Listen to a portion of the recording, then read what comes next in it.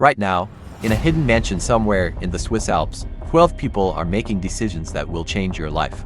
You don't know their names, you didn't vote for them, but they control more wealth than most countries. This isn't a conspiracy theory, it's documented fact. These private circles operate in plain sight, yet remain completely invisible to the average person. They meet in luxury enclaves where a single night costs more than most people earn in a year. And what they discuss behind those closed doors shapes everything from the price of your groceries to the wars that break out thousands of miles away. But here's what will shock you. These billionaire clubs aren't just about wealth. They're about something far more valuable. Something that money alone can't buy. In the next few minutes, I'm going to reveal 3 things that will change how you see the world. First, I'll show you the exact locations where these elite alliances gather and what makes these places so special that billionaires fly halfway across the world to attend. Second, you'll discover the hidden membership rules that keep 99.9% of wealthy people on the outside. Because here's the twist, having $1 billion doesn't guarantee entry. And third, I'll expose the one decision made at a recent confidential gathering that's already affecting your daily life right now. You just don't realize it yet. The truth behind this will shock you, but it will also explain so much about why the world works the way it does. Let me show you exactly how this happened. Let's start with a simple question. Where do billionaires go when they want privacy? Not the kind of privacy you get at a 5-star hotel. I'm talking about real privacy. The kind where there are no cameras, no journalists, and no public records of who showed up. These places exist, and they're called power hubs. A power hub isn't just a fancy resort. It's a location specifically designed for the world's elite to meet without anyone knowing. They're usually in remote locations, mountain ranges, private islands, desert compounds surrounded by miles of empty land. Take the Yellowstone Club in Montana. This private ski resort costs $10 million just to join. But money isn't enough. You need a current member to sponsor you. And that member needs to convince the board that you're worth having around. Why so exclusive? Because these aren't just social clubs. They're influence networks. Here's what most people don't understand. Wealth dynasties don't stay wealthy by accident. They stay wealthy by sharing information that never reaches the public. Market crash before they happen. New regulations before they're announced. Investment opportunities before they're available. But it gets more interesting. These global influence networks operate on a simple principle: access for access. If you're a tech billionaire, you might know which artificial intelligence company is about to break through. If you're an oil magnate, you know which countries are about to cut production. If you're a media mogul, you know which story is about to dominate headlines. In these closed-door meetings, information flows freely. And that information is worth more than gold. Now, you might be thinking this sounds like a movie plot, but consider this fact. According to a recent analysis, the top 0.001% of the global population controls approximately $35 trillion in combined wealth. That's more than the GDP of the United States and China combined. These aren't isolated rich people. They're connected through overlapping memberships in dozens of exclusive clubs and organizations. They serve on the same boards. They invest in the same funds. They vacation at the same luxury enclaves. And here's the surprise. Many of these high net worth groups were originally created for completely different purposes. Some started as hunting clubs in the 1800s. Others began as intellectual societies. A few were formed to preserve historical estates. But over time, they evolved into something else entirely. They became the unofficial meeting rooms where global decisions get made before governments even know what's happening. Now here's where things get really interesting. There's one club that stands above all others. Its name is never mentioned in Forbes articles. You won't find it trending on social media. But every billionaire knows about it. It's called the Ultra Society. And it might be the most powerful organization you've never heard of. Here's how it works. The Ultra Society was reportedly founded in 1947 by 7 industrial magnates who survived World War II. They realized something crucial. The world was about to change faster than ever before. Technology would explode. Borders would shift. New fortunes would be made and lost in years instead of generations. They needed a way to stay ahead. So they created a private network with one simple rule: absolute confidentiality. Members meet 3 times per year. Once in Europe, once in Asia, once in the Americas. The locations change every single time. One year it might be a chateau in the French countryside. The next year, a private island off Singapore. But here's what makes it truly different. Membership is capped at exactly 100 people. When someone dies or retires, the existing members vote on a replacement. And here's the shocking part.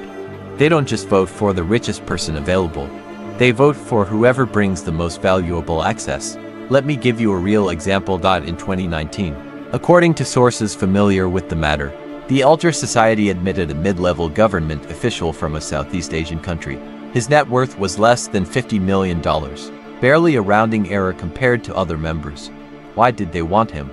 Because he had advanced knowledge of infrastructure projects worth hundreds of billions of dollars. Projects that would require steel, concrete, technology, and financing. Projects that several Altar Society members could profit from if they positioned themselves correctly. This is how the system works. It's not about having money.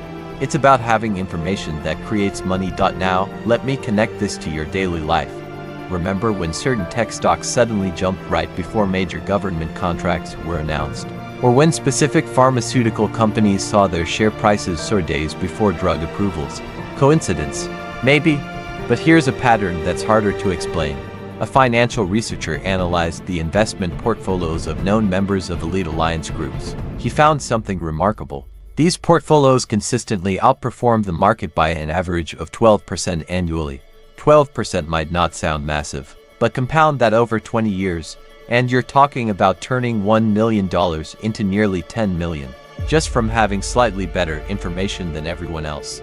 The public attributes this to sophisticated investment strategies. And sure, these are smart people with good advisors, but there's another factor nobody talks about. These billionaires know what's coming before it happens. Not because they're psychic, but because they're literally in the room where decisions get made. Let me paint you a picture. Imagine you're at a confidential gathering in the Swiss Alps. You're sitting in a room with 99 other people who collectively control $15 trillion in assets. During dinner, someone mentions that a major central bank is considering changing its interest rate policy. Not public information, just a casual comment. At breakfast the next morning, another member talks about a pending merger between two pharmaceutical giants. Again, not announced yet, just insider conversation. By the end of the weekend, you've heard a dozen pieces of information that won't be public for weeks or months. You don't need to act on all of it. Just one or two insights can generate millions in profit. And here's the crucial detail. None of this is technically illegal. These people aren't stealing classified documents. They're just having conversations, sharing perspectives, building relationships. The system is designed to be perfectly legal while being completely unfair. Now, you might wonder how we know any of this if it's so secretive. Good question. Most of what we know comes from three sources: former members who left on bad terms, staff and service workers who witnessed these gatherings, and financial patterns that reveal coordination among supposedly independent investors. One former member, who spoke anonymously to a European journalist, described it like this: "It's not a conspiracy. It's just efficiency. Why should 100 smart people all make the same mistakes independently when they can share knowledge and all succeed together?" That quote reveals everything. These aren't evil villains plotting world domination. They're rational actors maximizing their advantages within a system that allows it. But if you think that's crazy, wait until you hear this. The Altar Society isn't alone. There are at least 20 other documented elite organizations operating at similar levels. Some you might recognize, others operate so quietly that even their names are disputed. But here's what changed everything. Around 2010, these separate groups started to merge their networks. Let me explain what that means. Before 2010, elite circles were mostly regional. European old money didn't mix much with Asian tech billionaires. American hedge fund managers operated separately from Middle Eastern oil dynasties. Everyone had their own exclusive clubs, their own power hubs, their own closed-door meetings. But then something happened. The global financial crisis of 2008 proved that the world was more connected than ever. When American banks collapsed, it affected markets in Tokyo, London, Dubai, and São Paulo within hours. The old walls between regional elites started to feel outdated. So they created what insiders reportedly call the bridge. The bridge isn't a place. It's a system of cross-membership agreements between the world's most exclusive organizations. Here's how it works in practice. If you're a member of Club A in Europe, the bridge gives you access to events hosted by Club B in Asia and Club C in the Americas. You don't get full membership in those clubs, but you get invited to certain gatherings. This creates a global web of interconnected elites who can coordinate across continents. Now, let me show you why this matters. In 2015, according to investigative reports, a group of billionaires from 6 different countries met at a luxury enclave in the Maldives. The meeting lasted 3 days. No press coverage, no official record. But we know what they discussed. Sources suggest they talked about the future of energy. Specifically, how the transition from fossil fuels to renewable energy would create massive investment opportunities. Within 18 months, these same billionaires had invested heavily in battery technology companies, rare earth mining operations, and electric vehicle manufacturers. 2 years later, governments around the world announced aggressive climate policies that would accelerate the transition to clean energy. The result, those early investments multiplied in value. Now, here's the question everyone should be asking. Did these billionaires have advanced knowledge of government policies? Or did they just make lucky guesses? The truth is probably somewhere in the middle. These wealth dynasties don't need to know exact policy details. They understand broad trends before the public does. They have access to think tanks, advisory boards, and consultants who shape government thinking. By the time a policy is announced, they've already positioned themselves to benefit. Let me give you another example that's even more direct. In 2017, reportedly, a group of tech billionaires met at a private estate in Northern California. The topic was data privacy regulations that were being discussed in Europe. Most people at the time thought these regulations would hurt big tech companies. But this group understood something different. They realized that strict regulations would actually benefit the largest companies. Why? Because small competitors couldn't afford the compliance costs. Only giants with massive legal teams could adapt quickly. So while everyone else was worried, these insiders bought more shares in the biggest tech companies. When the regulations passed in 2018, small competitors struggled.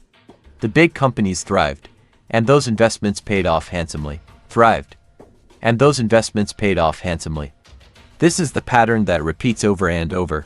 Regular investors react to news.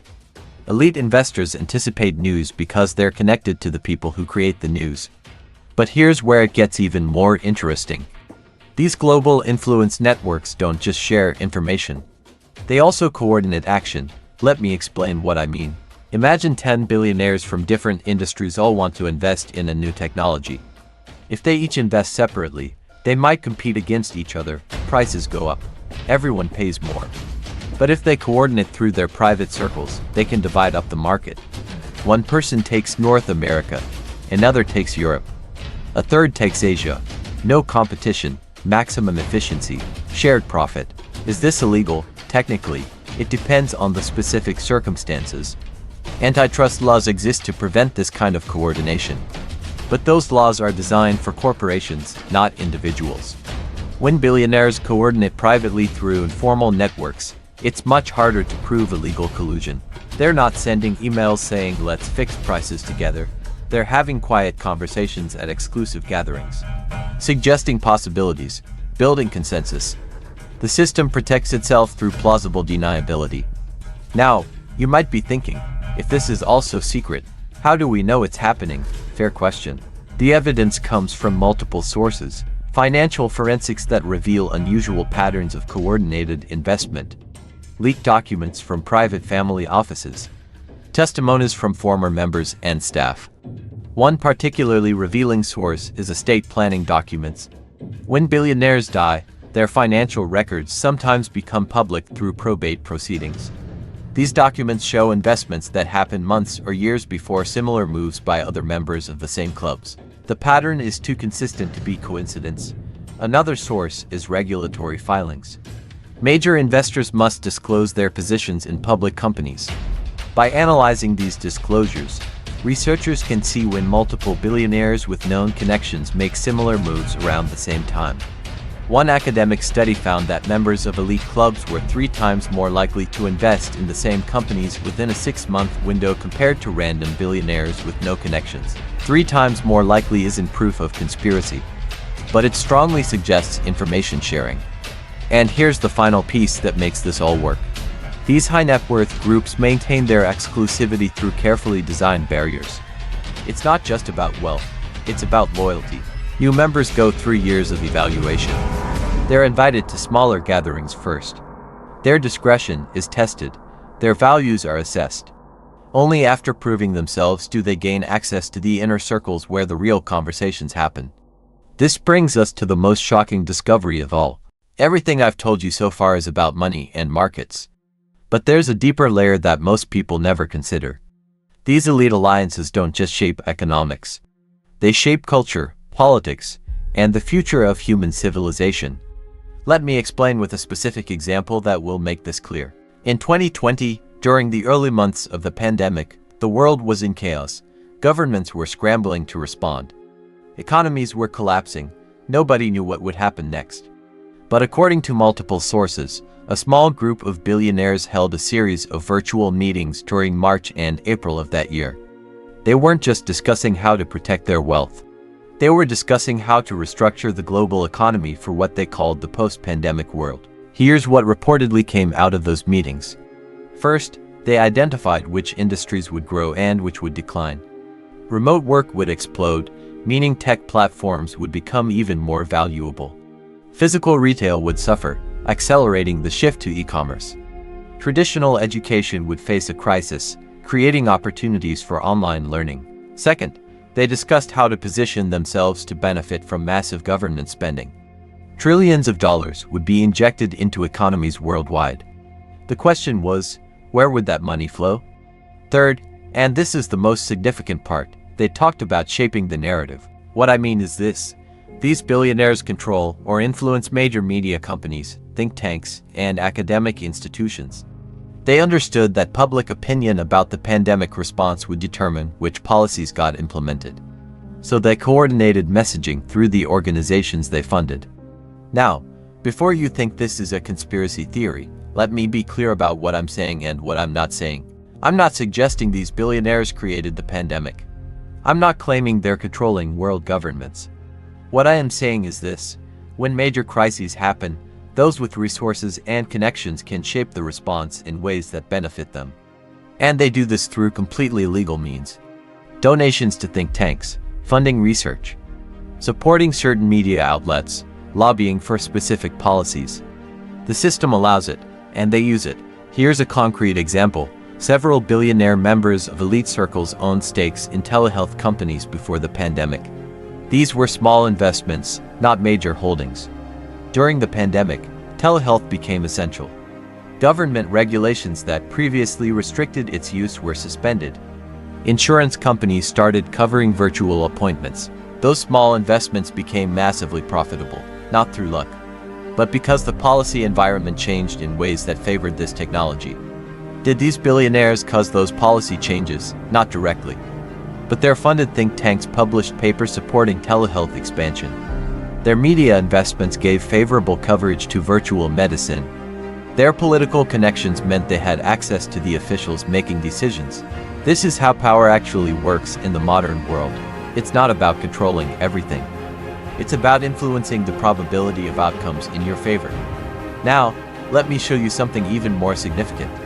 These confidential gatherings aren't just about current events. They're about long-term planning that spans decades. There's reportedly a subset of the altar society called the Archive. Only about 20 people are members. These are the oldest, wealthiest, and most connected individuals in the entire network. The Archive meets once per year. The meeting lasts exactly 1 day. And they discuss only one topic: what should the world look like in 50 years? This isn't science fiction. This is strategic planning at the highest level. These individuals understand something crucial. The decisions made today determine the world their grandchildren will inherit, so they think in generational terms. They discuss questions like, which technologies should be developed and which should be suppressed? Which countries should be supported and which should be contained? which cultural values should be promoted and which should be discouraged. Again, they're not dictators. They can't force outcomes. But they have disproportionate influence over the direction of human civilization. Let me give you a historical example to show this isn't new. In the early 1900s, a small group of industrialists made decisions about which transportation technology to support. They had investments in oil, steel, and rubber. So they favored automobiles over trains and public transit. They lobbied for highway construction. They funded studies criticizing public transportation. They bought and dismantled streetcar systems in major cities. The result? The United States became a car-dependent society. Cities were designed around automobiles instead of walkable neighborhoods or public transit. That decision, made by a handful of wealthy individuals almost a century ago, still shapes American life today. Now, similar decisions are being made about artificial intelligence, biotechnology, and space exploration. The difference is that today's elite networks are more sophisticated, more global, and more coordinated than ever before. Here's what keeps me up at night. These power hubs operate with almost no public accountability. There are no elections, no transparency requirements, no democratic oversight. The closest thing to accountability is internal reputation among peers. If someone breaks the code of secrecy or acts against the group's interests, they're quietly excluded. But to the outside world, nothing changes. The decisions keep getting made, the influence keeps flowing. One former member described it this way: "We weren't evil. We just had access to a room that 99.99% of humanity will never enter. And from inside that room, you see possibilities that others can't imagine." That quote perfectly captures the dynamic. These aren't necessarily bad people, but they exist in a completely different reality from the average person. Their problems, their opportunities, and their perspectives are so far removed from normal life that they might as well be living on a different planet. And yet, their decisions affect everyone. When they choose to invest in renewable energy, it changes government policy. When they fund certain research, it determines which diseases get cured. When they support specific candidates, it shifts political landscapes. The system gives them this power, and they use it to maintain and expand their advantages. Here's the final piece that ties everything together. These luxury enclaves where billionaires meet aren't just about privacy. They're about creating an environment where long-term relationships form. Think about it this way. If you attend the same exclusive gathering for 20 years, you build deep trust with the other attendees. You understand their thinking. You know their strengths and weaknesses. You become genuinely close. At that point, it's not even about formal coordination anymore. You naturally think about how your actions might affect your friends. You share information because you want to help people you care about. The system becomes self-reinforcing. Access breeds more access. Power concentrates further. And the gap between the elite and everyone else keeps growing. So what does all this mean for us today? Let's talk about what this actually means for your life right now. You're not powerless. But you are playing a game where the rules are hidden and some players have a massive head start. The decisions being made in these closed-door meetings will affect markets, policies, and opportunities over the next 5 to 10 years. If you want to build wealth or advance your career, you need to anticipate where these trends are heading. Watch what they do, not what they say. Follow the money.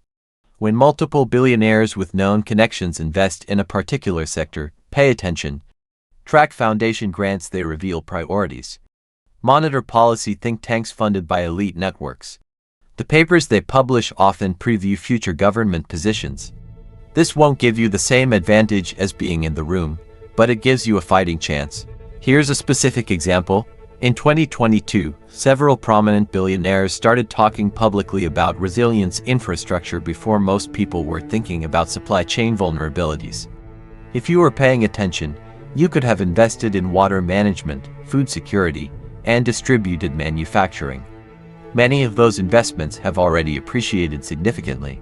Now, the long-term implications. The concentration of power is accelerating because technology creates winner-take-all dynamics.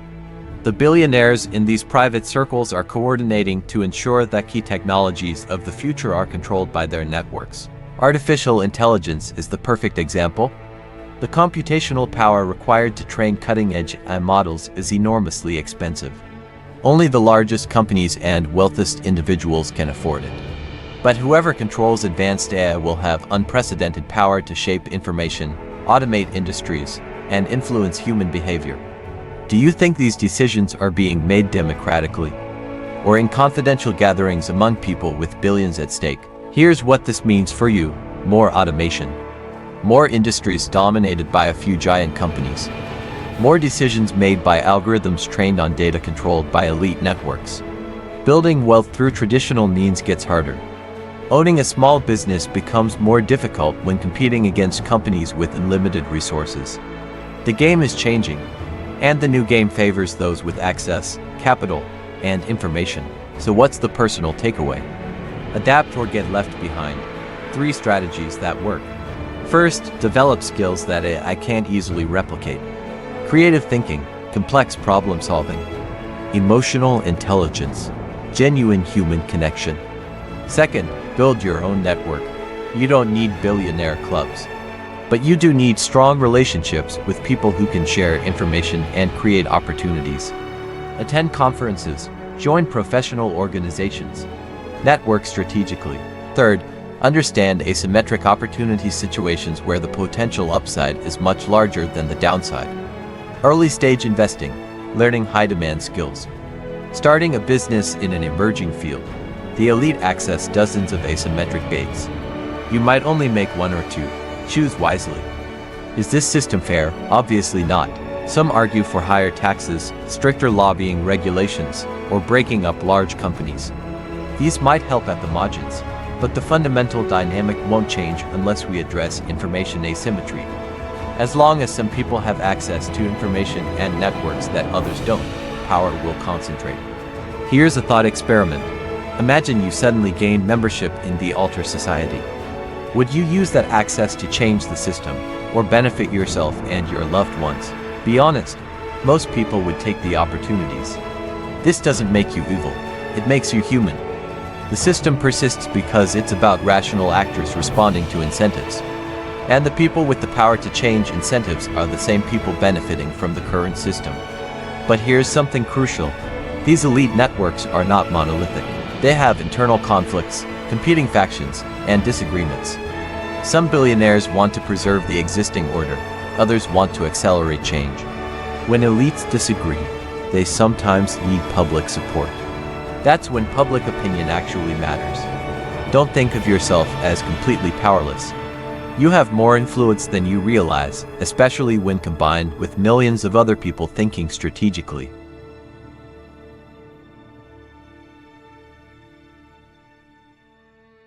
Here's what nobody talks about. These billionaire clubs are fracturing. For decades, the system worked because everyone agreed on the rules. But something changed around 2020. A new generation of tech billionaires entered these networks with different values, priorities, and timelines.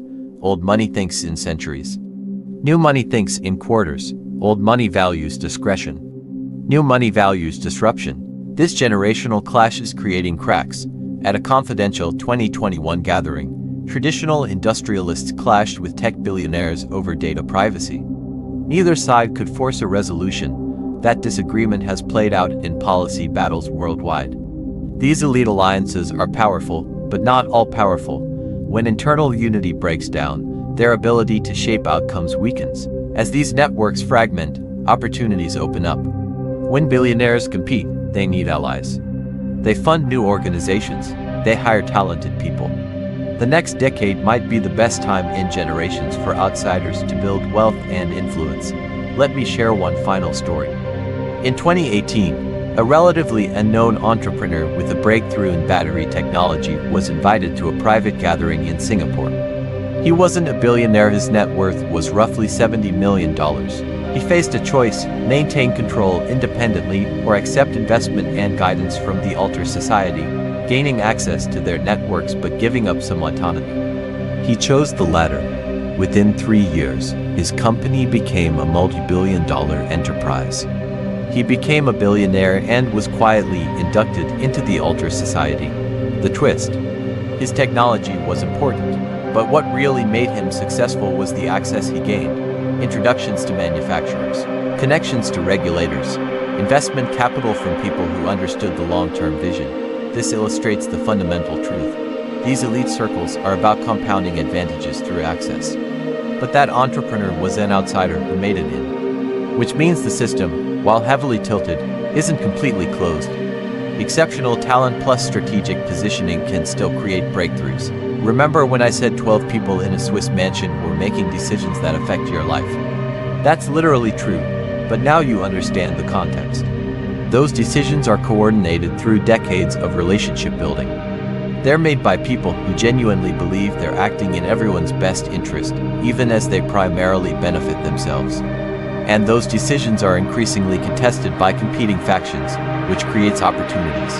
The world isn't controlled by a single secret society.